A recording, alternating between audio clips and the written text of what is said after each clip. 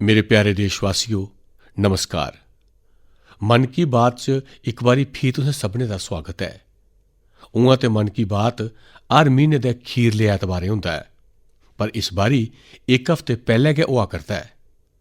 तुस सारे ते जानदे गै हो, अगले हफ्ते में अमरीका च रौह्ङ ते उत्थैं मती हारी नस्स भज्ज बी रौह्ग। तां इस करी में सोचेआ जे उत्थैं जाने कोला पैह्लें तुं'दे कन्नै गल्लबात करी लैं। ते एह्दे शा बधिया होर केह् होग। जनता जनार्दन दा आशीर्वाद, तुंदी प्रेरणा, मेरी ऊर्जा बी बधदी रौह्ग। साथियो, बड़े हारे लोक आखदे न जे प्रधानमंत्री दे तौर पर में एह् चंगा कम्म कीता, ओह् बड्डा कम्म कीता। मन की बात दे किन्ने गै श्रोता अपनी चिट्ठियें च बड़ी हारी प्रशंसा करदे न। कोई आखदा ऐ एह् कीता, कोई आखदा ओह् कीता, एह् चंगा कीता, एह् मता शैल कीता, एह् बधिया कीता। लेकिन में जेल्लै भारत दे आम मानवी दी कोशिश, उंदी मेहनत, उंदी इच्छा शक्ति दिक्खना तां अपने आप च अभिभूत होई जन्ना। बड्डे थमां बड्डा लक्ष्य होऐ, मुश्कल थमां मुश्कल चुनौती होऐ, भारत दे लोकें दा सामूहिक बल, सामूहिक शक्ति हर चुनौती दा हल कड्ढी दिंदा ऐ।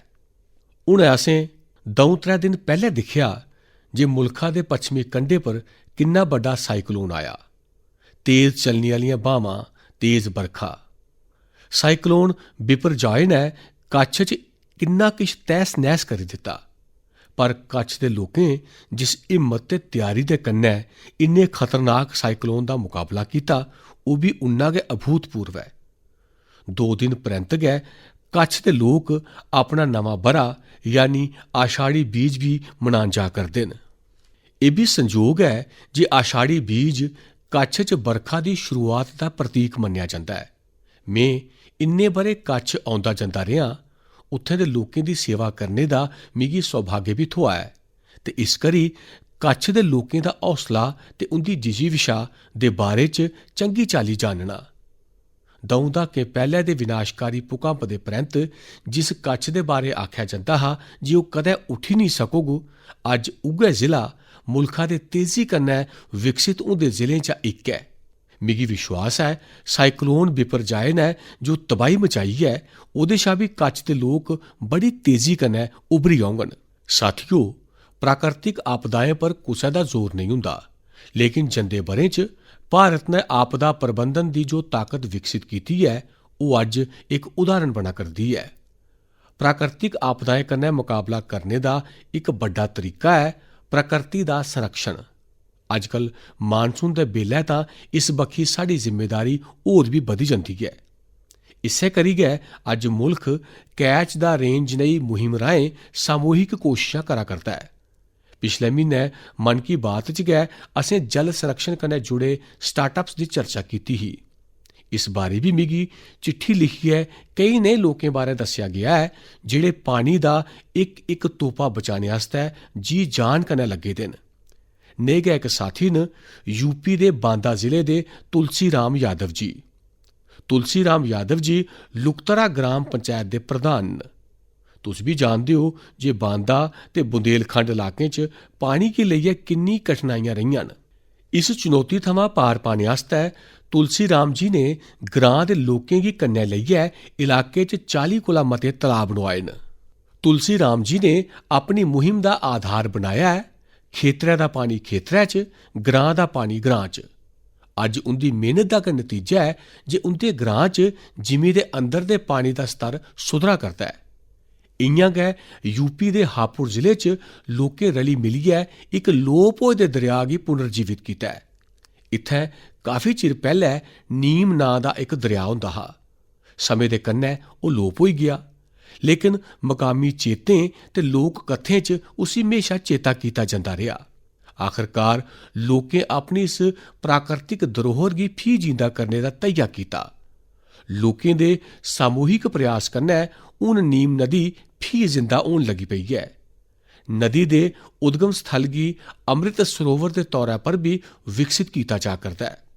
साथियो, एह् दरिया, नैह्र, सरोवर एह् छड़े पानी दे स्रोत गै नेईं हुंदे न, बल्कि इंदे कन्नै जीवन दे रंग ते भावना बी जुड़ी दियां होंदियां न। अनेहा गै इक दृश्य हुणे किश ध्याड़े पैह्ले महाराष्ट्र च दिक्खने च आया। एह् इलाका ज़्यादातर सोके दी चपेट च रौंह्दा ऐ। 5 दहाकें दे इंतजार परैंत इत्थै नीलवंडे डैम दी नैह्र दा कम्म हून पूरा होआ करदा है। किश दिन पैह्ले टैस्टिंग दे दौरान नैह्रै च पानी छोड़ेआ गया हा। इस दौरान जेह्ड़ियां तस्वीरां आईयां ओह् वाकई भावुक करने आह्लियां हियां। ग्रां दे लोक इ'यां झूमा करदे हे जि'यां होली देआली दा ध्यार होऐ। साथियो, जिसलै प्रबंधन दी गल्ल होआ करदी ऐ तां में अज्ज छत्रपति शिवाजी महाराज गी बी चेता करङ। छत्रपति शिवाजी महाराज दी वीरता दे कन्नै गै उंदी गवर्नेंस ते उंदे प्रबंध कौशल कोला बी बड़ा किश सिक्खने गी थ्होंदा ऐ। खासकर जल प्रबंधन ते नौसेना गी लेइयै छत्रपति शिवाजी महाराज ने जो कम्म कीते ओह् अज्ज बी भारत दे इतिहास दा गौरव बधांदे न। उंदे बनाए जल दुर्ग इन्नी सदियें परैंत बी समुंदर दे बश्कार अज्ज बी शान कन्नै खड़ोते दे न। इस म्हीने दी शुरुआत च गै छत्रपति शिवाजी महाराज दे राज्याभिषेक दे 350 ब'रे पूरे होए न। इस मौके गी इक बड्डे ध्यार आंगर मनाया जा करदा ऐ। इस दौरान महाराष्ट्र दे रायगढ़ किले च एह्दे कन्नै जुड़े दे भव्य कार्यक्रमें दा आयोजन कीता गेआ। मी चेता ऐ केईं ब'रे पैह्ले 2014 च मिगी रायगढ़ जाने, उस पवित्र भूमि गी मत्था टेकने दा सौभाग्य थ्होआ हा। एह् असें सारें दा कर्तव्य ऐ जे इस मौके पर अस छत्रपति शिवाजी महाराज दे प्रबंध कौशल गी जानचै, उंदे कोला सिखचै। एह्दे कन्नै साढ़े अंदर साढ़ी विरासत पर गर्व दा एहसास बी जागोग ते भविक्ख आस्तै कर्तव्यें दी प्रेरणा बी थ्होग। मेरे प्यारे देशवासियो, तुसें रामायण दी उस नन्ही गलैरी बारै जरूर सुनेआ होग जेह्ड़ी राम सेतु बनाने च मदद करने आस्तै अग्गें आई ही। आखने दा मतलब एह् ऐ जे जेल्लै नीयत साफ होऐ, कोशिशें च ईमानदारी होऐ तां फ्ही कोई बी निशाना मुश्कल नेईं रौंह्दा। भारत बी अज्ज इस्सै नेक नीति कन्नै इक बड़ी बड्डी चुनौती दा मुकाबला करा करदा ऐ। एह् चुनौती ऐ टीबी दी, जिसी क्षय रोग बी आखेआ जंदा ऐ।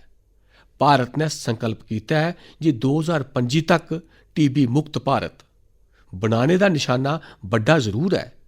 इक बेल्ला हा जेल्लै टीबी दा पता चलने परैंत परिवार दे लोक गै दूर होई जंदे हे, पर एह् अज्ज दा समें ऐ जेल्लै टीबी दे मरीज गी परिवार दा सदस्य बनाइयै उंदी मदद कीती जा करदी ऐ। इस क्षय रोग गी मुंढै थमां मकाने आस्तै निक्षय मित्रें मोर्चा सांभी लैता है। मुल्खै च बड़ी बड्डी तदाद च बक्ख-बक्ख समाजी संस्थां निक्षय मित्र बनियां न। ग्राएं देहातें च, पंचायतें च ज्हारें बद्दे लोकें आपूं अग्गें आइयै टीबी मरीजें गी गोद लेआ ऐ। किन्ने गै बच्चे न जेह्ड़े टीबी मरीजें दी मदद आस्तै अग्गें आए न। एह् जन भागीदारी गै इस मुहिम दी सभनें शा बड्डी ताकत ऐ। इस्सै भागीदारी दी वजह कन्नै अज्ज मुल्खा च 10 लक्ख कोला मते टीबी मरीजें गी गोद लैता जाई चुकेआ ऐ ते एह् पुन्न दा कम्म कीता ऐ करीब 85,000 निक्षय मित्रें। मिगी खुशी ऐ जे मुल्खा दे केई सरपंचें, ग्राम प्रधानें भी एह् धैर्य करी लैता है जे ओह् अपने ग्रां च टीबी गी मकाइयै गै साह् लैङन। नैनीताल दे इक ग्रां दे निक्षय मित्र श्रीमान दीकर सिंह मेवाड़ी जी ने टीबी दे 6 मरीजें गी गोद लैता है। इ'यां गै किन्नौर दी इक ग्राम पंचायत दे प्रधान निक्षय मित्र श्रीमान ज्ञान सिंह जी भी अपने ब्लाक च टीबी मरीजें गी हर जरूरी सहायता उपलब्ध कराने च लग्गे दे न। भारत गी टीबी मुक्त बनाने दी मुहिम च साढ़े बच्चे ते युवा साथी भी पिच्छे नेईं न। हिमाचल प्रदेश दे ऊना दी 7 ब'रें दी बेटी नलिनी सिंह दा कमाल दिक्खो। बिटिया नलिनी अपनी पॉकेट मनी कन्नै टीबी मरीजें दी मदद करा करदी ऐ। तुस जानदे हो जे बच्चें गी गुल्लक कन्नै किन्ना प्यार होंदा ऐ, पर एमपी दे कटनी जिले दी 13 ब'रें दी मीनाक्षी ते पश्चिम बंगाल दे डायमंड हार्बर दे 11 साल दे बशवर मुखर्जी दमै गै किश बक्ख गै चाल्ली दे बच्चे न। इनें दोनें बच्चें अपने गुल्लक दे पैसे भी टीबी मुक्त भारत दे अभियान च लाई दित्ते न। एह् सारे उदाहरण भावुकता कन्नै भरोचे दे होने कन्नै कन्नै बड़े प्रेरक भी न। घट्ट उमरी च बड्डी सोच रखने आह्ले इनें सभनें बच्चें दी में दिलै थमां तारीफ करना। मेरे प्यारे देशवासियो, असें भारतवासियों दा सुभाऽ होंदा ऐ जे अस म्हेशा नमें विचारें दे सुआगत आस्तै त्यार रौह्ने आं। अस अपनी चीज़ें कन्नै प्रेम करने आं ते नमीं चीज़ें गी आत्मसात भी करने आं। इस्सै दा इक उदाहरण है जापान दी तकनीक मियावाकी। अगर कुसै जगह दी मिट्टी उपजाऊ नेईं रही होऐ तां मियावाकी तकनीक उस इलाके गी मुड़ी मुंडा हरा भरा करने दा बड़ा शैल तरीका होंदी है। मियावाकी जंगल तेजी कन्नै फैलदे न ते 2-3 दहाकें च जैव विविधता दा केंद्र बनी जंदे न। हून इसदा प्रसार बड़ी तेजी कन्नै भारत दे भी बक्ख-बक्ख हिस्सें च होआ करदा है। साढ़े इत्थै केरल दे इक टीचर श्रीमान राफी रामनाथ जी ने इस तकनीक कन्नै इक इलाके दी तस्वीर गै बदली दित्ती। दरअसल रामनाथ जी अपने स्टूडेंट्स गी प्रकृति ते पर्यावरण दे बारे च गहराई कन्नै समझाना चाहंदे हे। एह्दे आस्तै उ'नें इक हर्बल गार्डन गै बनाई ओड़ेआ।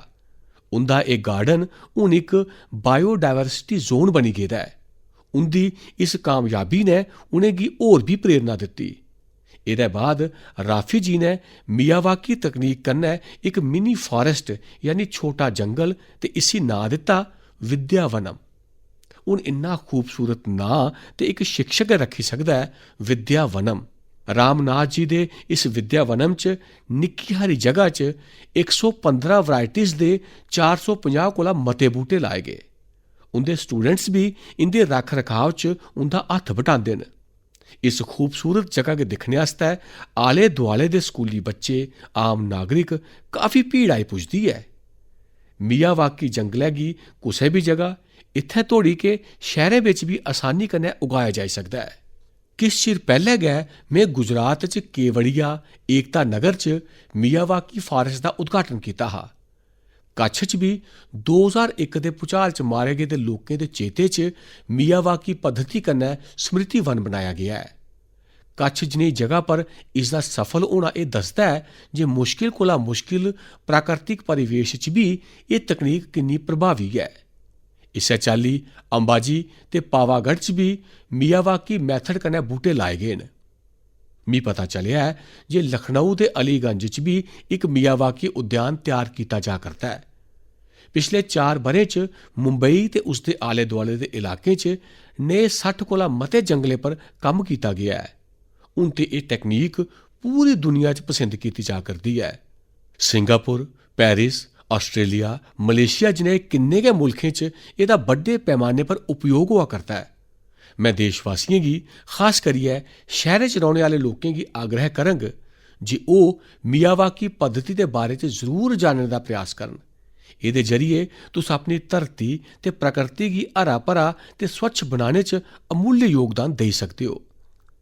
मेरे प्यारे देशवासियो, अजकल साढ़े मुल्खा च जम्मू कश्मीर दी खूब चर्चा होंदी है। कदें बधदे पर्यटन दे करी तां कदें G20 दे शानदार आयोजनें करी। किश चिर पैह्ले में मन की बात च तुसें गी दस्सेआ हा जे कि'यां कश्मीर दे नंदनू देशै दे बाह्र भी पसंद कीते जा करदे न। हून जम्मू कश्मीर दे बारामूला जिले दे लोकें इक कमाल करी दस्सेआ है। बारामूला च खेतीबाड़ी ते काफी चिरे थमां होंदी है, पर इत्थै दुद्ध दी कमी रौंह्दी ही। बारामूला दे लोकें इस चुनौती गी इक अवसर दे रूपै च लैता। इत्थै बड़ी तदाद च लोकें डेयरी दा कम्म शुरू कीता। इस कम्म च सभनें शा अग्गें इत्थै दी जनानियां आईयां, जि'यां कि इक भैन न इशरत नबी। इशरत इक ग्रेजुएट है ते इ'नें मीर सिस्टर्स डेयरी फार्म शुरू कीता है। उंदे डेयरी फार्म थमां हर दिन करीब 150 लीटर दुद्ध दी बिक्री होआ करदी है। इ'यां गै सोपोर दे इक साथी न वसीम अनायत। वसीम दे कोल 2 दर्जन कोला मते पशु न ते ओह् हर दिन 200 लीटर कोला मता दुद्ध बेचदे न। इक होर युवा आबिद हुसैन भी डेयरी दा कम्म करा करदे न। इंदा कम्म भी खूब अग्गै बधा करदा है। नेह् लोकें दी मेहनत दी वजह कन्नै गै बारामूला च हर रोज 5.5 लक्ख लीटर दुद्ध दी पैदावार होआ करदी है। पूरा बारामूला इक नवीं श्वेत क्रांति दी पहचान बना करदा है। पिछले 2.5-3 ब'रें च इत्थै 500 कोला मते डेयरी यूनिट्स लग्गे न। बारामूला दी डेयरी इंडस्ट्री इस गल्ला दी गवाह है जे साढ़े मुल्खा दा हर हिस्सा किन्नी संभावनाएं कन्नै भरोचे दा है। कुसै इलाके दे लोकें दी सामूहिक इच्छा शक्ति कोई भी लक्ष्य हासल करियै दस्सी सकदी है। मेरे प्यारे देशवासियों, इस्सै म्हीनै खेड जगत थमां भारत आस्तै केईं बड्डियां खुशखबरियां आईयां न। भारत दी टीम ने पैह्ली बारी विमेंस जूनियर एशिया कप जित्तियै तरंगे दी शान बधाई ऐ। इस्सै म्हीनै साढ़ी मेंस हॉकी टीम ने बी जूनियर एशिया कप जित्तेआ ऐ।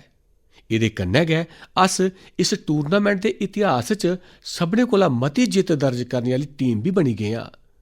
जूनियर शूटिंग वर्ल्ड कप उस च बी साढ़ी जूनियर टीम ने भी कमाल कर दित्ता। भारती टीम ने इस टूर्नामेंट च पैह्ला थाह्र हासल कीता है। इस टूर्नामेंट च कुल जिन्ने गोल्ड मैडल हे उंदे चा 20% कल्ले भारत दे खाते च आए न। इस्सै जून च एशियन अंडर 20 एथलेटिक्स चैंपियनशिप बी होई। एह्दे च भारत पदक तालिका च 45 देशें च टॉप 3 च रेहा। साथियो, पैह्ले इक बेल्ला हुंदा हा जेल्लै अंतर्राश्ट्री आयोजनें दे बारे च पता ते चलदा हा, पर उंदे च अक्सर भारत दा कुतै कोई नां नेईं हुंदा हा। पर अज्ज में सिर्फ पिछले किश हफ्तें दी सफलताएं दा जिक्र करा करना, तां बी लिस्ट इन्नी लम्मी होई जंदी ऐ। इ'यै साढ़े युवाएं दी असली ताकत ऐ। नेह् किन्ने गै खेढ ते प्रतियोगिता न जित्थें अज्ज भारत पैह्ली बारी अपनी मौजूदगी दर्ज करा करदा ऐ। जि'यां कि लॉन्ग जंप च श्री शंकर मुरली ने पेरिस डायमंड लीग जनेह् प्रतिष्ठित आयोजन च मुल्खा गी ब्रांज दोआया ऐ। एह् इस प्रतियोगिता च भारत दा पैह्ला मैडल ऐ। इ'यां गै इक सफलता साढ़ी अंडर 17 वुमेन्स रैसलिंग टीम ने किर्गिस्तान च बी दर्ज कीती ऐ। में मुल्खा दे इनें सभनें एथलीट्स, उंदे पेरेंट्स ते कोचिस सभनें गी उंदी कोशिशें आस्तै मती मती बधाई दिन्ना।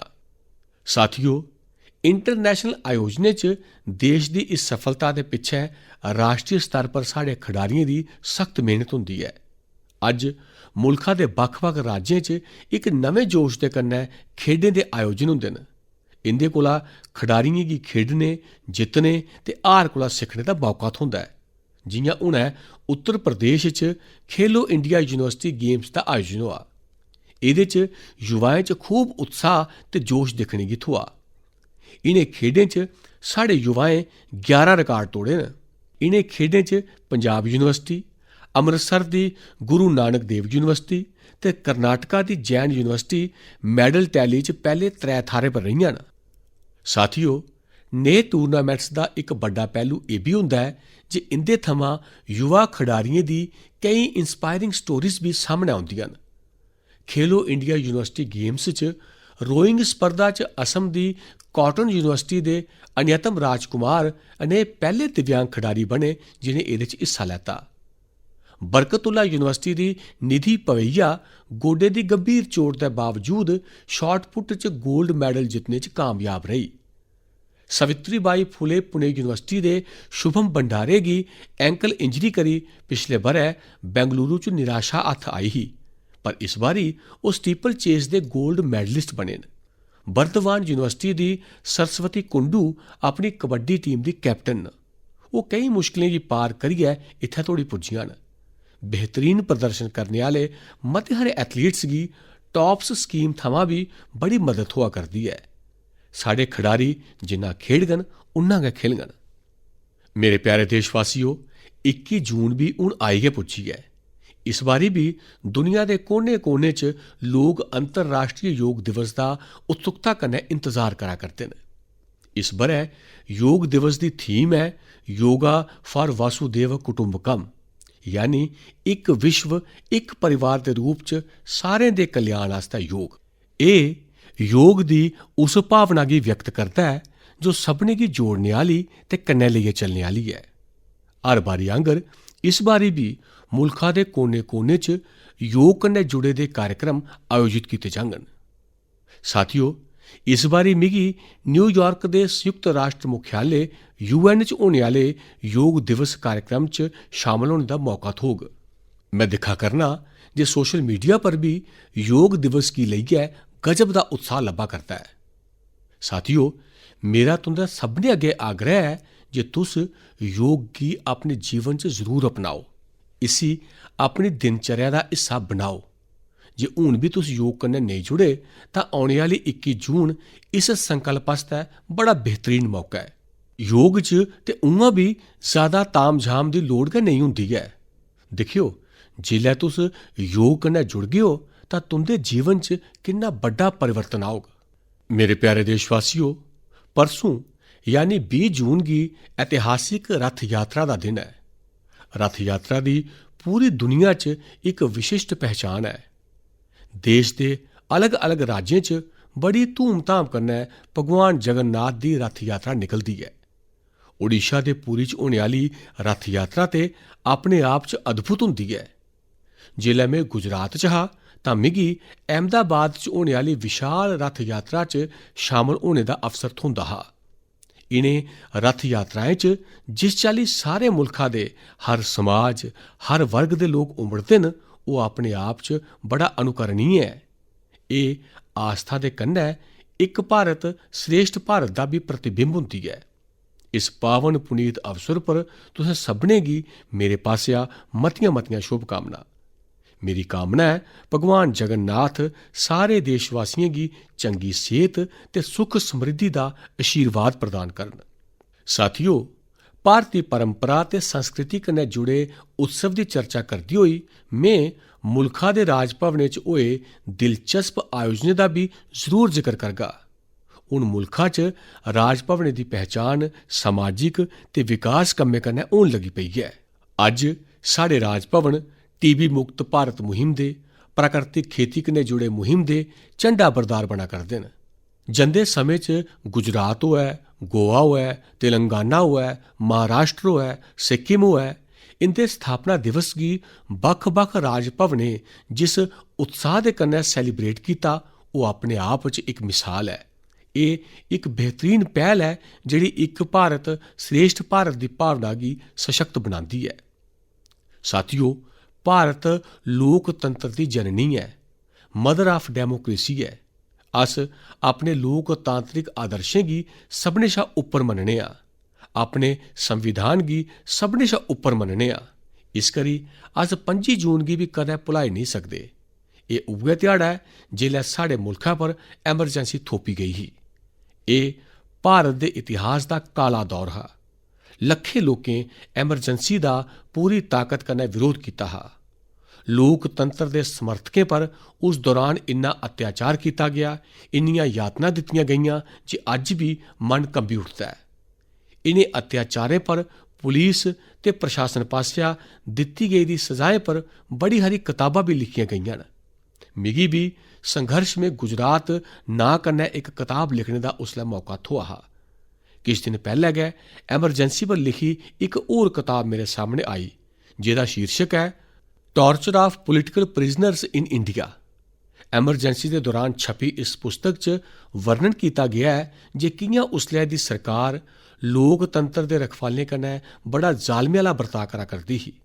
इस कताब च ढेर हारी केस स्टडीज न, बड़े हारे फोटो न। मैं चाहंग जे अज्ज जेल्लै अस आज़ादी दा अमृत महोत्सव मना करने आं तां मुल्खा दी आज़ादी गी खतरे च पाने आह्ले नेह् अपराधें पर भी जरूर नज़र पाचै। एह्दे कन्नै अज्ज दी युवा पीढ़ी गी लोकतंत्र दे मायने ते ओह्दी अहमियत समझने च होर ज़्यादा आसानी होग।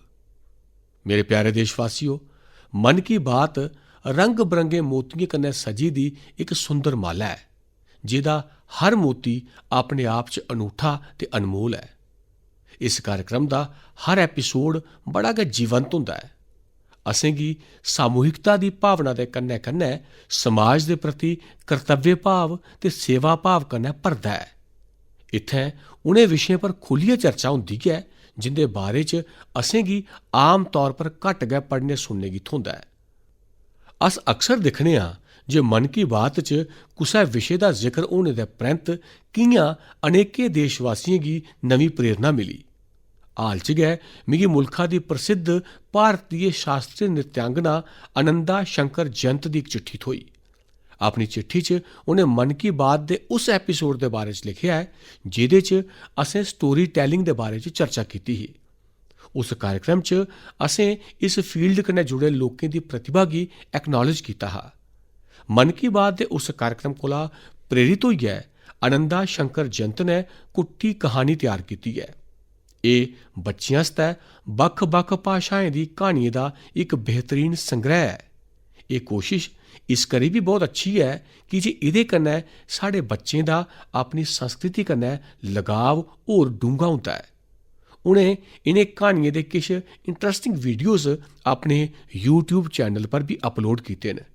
में आनंदा शंकर जंत दे इस प्रयास दी खास तौर पर इस करी चर्चा कीती कि जे एह् दिक्खियै मिगी बड़ा शैल बझोआ जे कि'यां देशवासियें दे अच्छे कम्म दुएं गी भी प्रेरित करा करदे न। एह्दे कोला सिक्खियै ओह् बी अपने हुनर कन्नै देश ते समाज आस्तै किश बेहतर करने दी कोशिश करा करदे न। इ'यै ते असें भारतवासियें दी ओह् कलैक्टिव पावर है जेह्ड़ी देश दी प्रगति च नमीं ताकत भरा करदी है। मेरे प्यारे देशवासियो, इस बारी मन की बात च मेरे कन्नै इन्ना गै। अगली बारी नमें विशे दे कन्नै तुंदे कन्नै फ्ही मुलाकात होग। बरखा दा बेल्ला है, इस करी अपनी सेहत दा खूब ख्याल रखेओ, संतुलित खाओ ते स्वस्थ रवो। हाँ, योगा जरूर करेओ। हूँ केईं स्कूलें च गर्मी दी छुट्टियां भी मुक्कने आह्लियां न। मैं बच्चें गी भी आखंग जे होमवर्क लास्ट दिनै आस्तै पेंडिंग नहीं रखेओ, कम्म मुकाओ ते निश्चिंत रवो। मता मता धन्नवाद।